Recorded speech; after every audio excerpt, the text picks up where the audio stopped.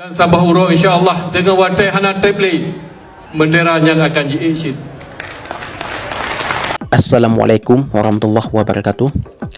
Kalian tahu nggak kenapa bendera Aceh ini semakin marak berkibar di Aceh?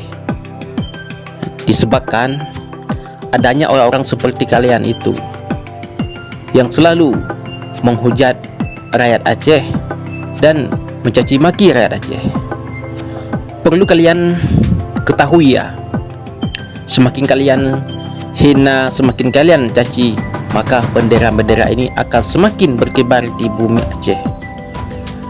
Kalian itu menuduh rakyat Aceh makar, tetapi kalian sendiri lupa justru mulut-mulut kalian yang membuat rakyat Aceh ingin merdeka. Kami sebenarnya rakyat Aceh tidak ingin pisah dari Indonesia. Kenapa sekarang rakyat Aceh sudah berkoar-koar di media sosial untuk meminta merdeka? Karena kami sudah lama sakit hati, dihujat, dicaci dan sebagainya. Kami rakyat Aceh selalu bersabar.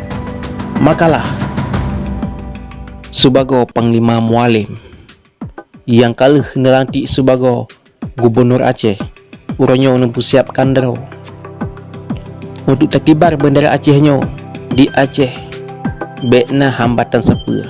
Maka long harap kepada orang drone, orang Aceh yang siapkan benderanya seorang lapo untuk terkibarkan di Aceh.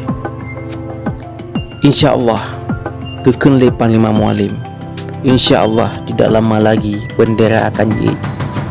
Nyamban mungkin long patih akan jiik benderanya.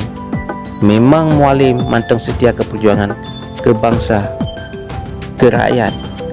Lumpatih benderanya akan jiik lagi pepatah Mualim. Wassalamualaikum warahmatullahi wabarakatuh.